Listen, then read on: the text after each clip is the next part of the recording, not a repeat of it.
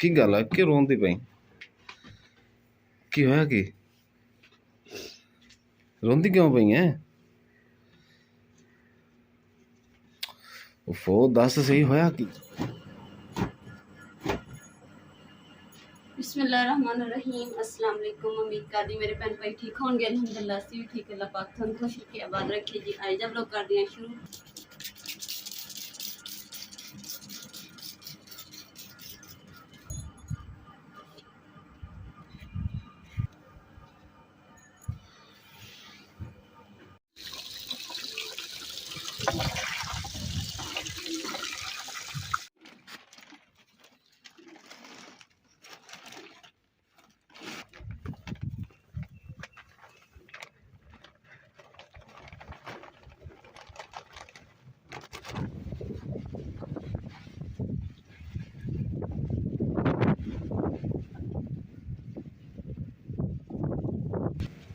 माशाल्लाह जी कितनी सोहनी और ठंडी हवा चलन दी तेज।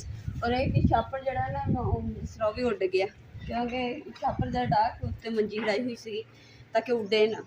उन्हें मंजी तो भी निकल गया, उड़ गया हवा।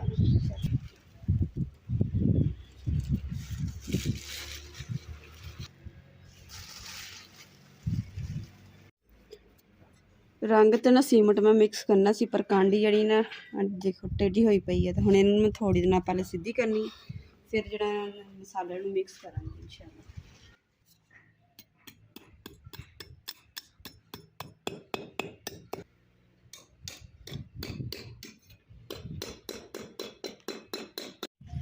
लो जी कांडी बिल्कुल सेट हो गई, सेट एकदम सेट हो गई ज़बरदस्त। हुण चल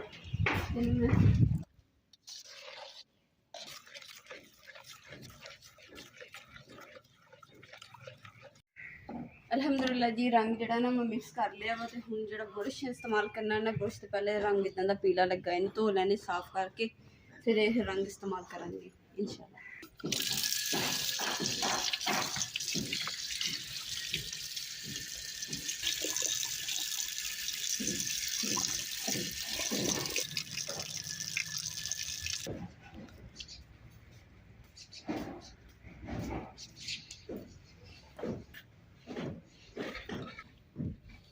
बिस्मिल्लाहिर्रहमानिर्रहीम।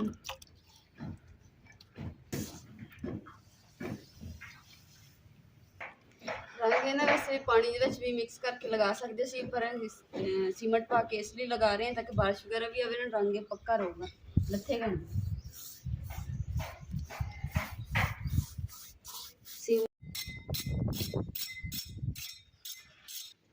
ਜਦੋਂ मैं पोछा लगा रही सी ना तो आ जगह ते पन्नियां दे उपर ना मरोड़ियां ही सी, जिहदी वजह तो जो रंग करदी सी तो सोहना नहीं लगदा सी। उधरली साइड ते मरोड़ियां हैगी ना तो सही नहीं लगन दे।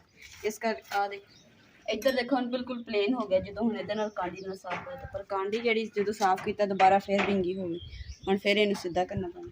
फिलहाल इहनूं बाद च करांगे ते पहले रंग कर देंगे।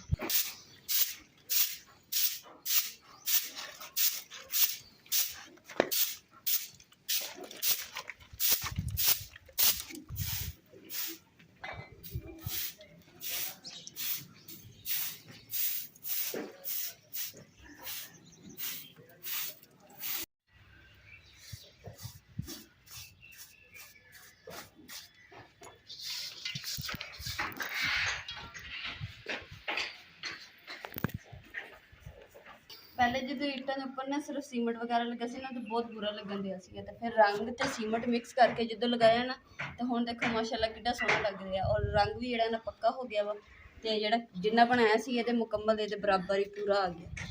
और किते किते रह गए सी असली हुण माड़ा मोटा जिहड़ा लगदा ना बुरश नूं उहदे नाल जिथे जिथे इत्थे सीगा इत्थे लग गया। सीमेंट जिहड़ा ना जम जाना वा ते जल्दी नाल धो लैंदे, कांडी भी धो के बाद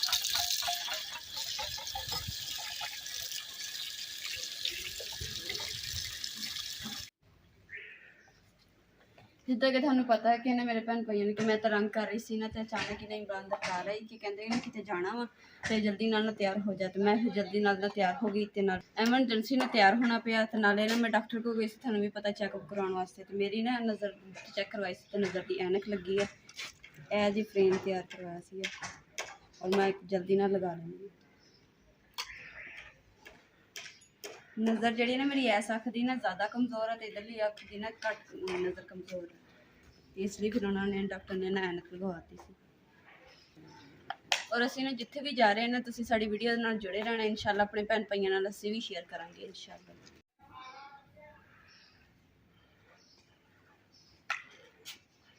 ਐਨਕ ਤਾਂ ਮੈਂ ਲਗਾ ਲਈ ਹੈ ਤੇ ਹੁਣ ਡੱਬੀ ਜਿਹੜੀ ਇਹਨੇ ਇੱਥੇ ਘਰੇ ਰੱਖ ਜਾਵਾਂਗੇ।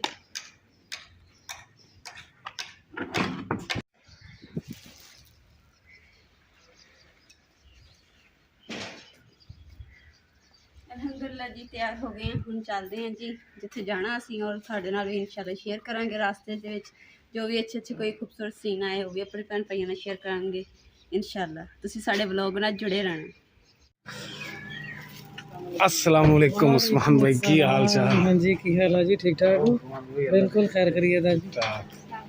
मालिक भी रहे तांदरे वाले आ रहे हो, पीर मल नहीं आ रहे? नहीं आ तो पीर मल ही रहे हैं। तुसी लगता उमरा शुमरा करके आए हो, गंजा गुंजा कराए हाँ हुए। जी, दुआ करो अल्लाह ताला फिर दोबारा भेज दे इंशाल्लाह जी इंशाल्लाह। मेहमान हमारे पहुंच चुके हैं जी।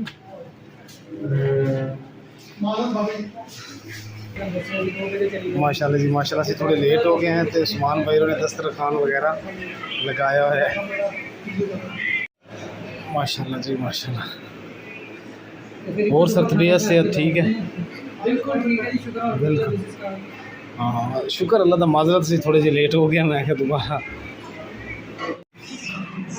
खाना लगा दिया और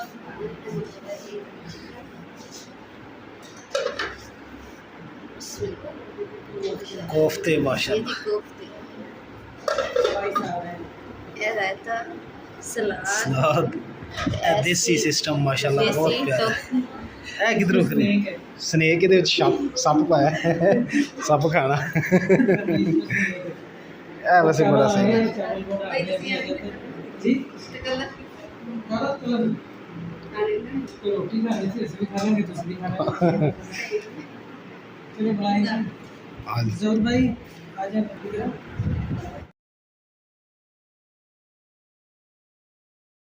कि खाना शाना तो अल्हम्दुलिल्लाह खा लिया है। बोल दो आप ही, मैं हम की बोला सौंफ पाए ना, सौंफ पाए और उसके अलावा ਜਿਹੜੀ ਉਹ ਸਾਨੂੰ ਤੁਸੀਂ ਖਜੂਰ ਦੀ ਖਿਲਾਈ ਉਸਮਾਨ ਭਾਈ, ਉਹ ਦਿਖਾਇਆ ਜੀ ਵੀ माशाल्लाह जी। चाय में थोड़ा थोड़ा चाय आप ज़ाफ़रानी चाय होगी।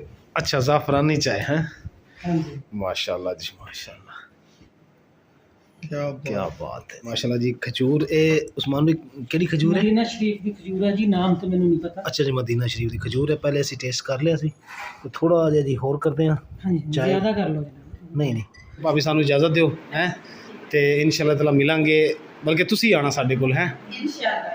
ਹਾਂ ਠੀਕ ਹੋ ਗਿਆ, ਚਲੋ ਮੁਕੱਦਸ ठीक है गुरबा भेज जाते तो इंशाल्लाह ਤੁਸੀਂ ਜ਼ਰੂਰ ਸਾਡੇ ਕੋਲ ਇਨਸ਼ਾਅੱਲਾ। ਹੁਣ ਕਹਿ ਦਿੱਤਾ, ਕਹਿੰਦੇ ਸ਼ਾਮ ਨੂੰ ਆਵਾਂਗੇ। ਸ਼ਾਮ ਹਾਂ ਵੀ ਰਾਤ ਆਪਣੇ ਕੋਲ ਰੁਕਣਗੇ ਨਾ। ਸ਼ੁਕਰ ਅਲਹਮਦੁਲਿल्लाह ਜੀ, ਘਰ ਖੈਰ ਖਰੀਅਤ ਨਾਲ ਅਸੀਂ ਪਹੁੰਚ ਗਏ ਭੈਣ ਭਾਈਆਂ ਦੀ ਦੁਆਵਾਂ ਦੇ ਨਾਲ ਜੀ। ਤੇ ਹੁਣ ਸਫਾਈ ਵਗੈਰਾ ਤੇ ਘਰ ਦੇ ਵਿੱਚ ਕਾਫੀ ਕਚਰਾ ਜਿਹਾ ਖਿਲਰਿਆ ਹੋਇਆ ਵਾ, ਕਿਉਂਕਿ ਹਨੇਰੀ ਵੀ ਆਈ ਸੀ, ਹਲਕੀ ਹਲਕੀ ਬਾਰਿਸ਼ ਪੈਂਦੀ ਸੀ, ਇਸ ਕਰਕੇ। ਤੇ ਹੁਣ ਤਾਂ ਮਗਰਿਬ ਦੀ ਅਜ਼ਾਨ, ਮਗਰਿਬ ਟਾਈਮ ਤੇ ਕੋਈ ਸਫਾਈ ਵਗੈਰਾ ਨਹੀਂ ਕਰੀ ਦੀ ਕਹਿੰਦੇ, ਤੇ ਇਸ ਕਰਕੇ ਨਾ ਅਸੀਂ ਹੁਣ ਸਿਰਫ ਛਾਪਰ ਜਿਹੜੇ ਨੇ ਇਹ ਲਾ ਦੇਣੇ, ਇੱਟਾਂ ਵਗੈਰਾ ਚੁੱਕ ਦਾਂਗੇ। ਫਿਰ ਜਿਹੜਾ ਆਪਣਾ ਇਹਨਾਂ ਦੇ ਸਾਡੇ ਕਬੂਤਰ ਇਹ ਵੀ ਵਿੱਚ ਖੁੱਡੇ ਦੇ ਤਰੇ ਹੋਏ ਸੀਗੇ, ਤੇ ਇਹਨਾਂ ਨੂੰ ਮੈਂ ਗਰਮੀ ਵਿਚਾਰਿਆਂ ਨੂੰ ਲੱਗਦੀ ਸੀ। ਮੈਂ ਕਿਹਾ ਚਲ ਥੋੜ੍ਹਾ ਜਿਹਾ ਨਾ ਘੁੰਮ ਫਿਰ ਲੈਣ, ਇਹਨਾਂ ਦਾ ਵੀ ਖਿਆਲ ਕਰਦੇ ਹਾਂ ਤਾਂ ਕਿ ਇਹਨੂੰ ਕੋਈ ਬਿੱਲੀ ਛਿੱਲੀ ਨਾ ਲੱਗ ਜਾਵੇ।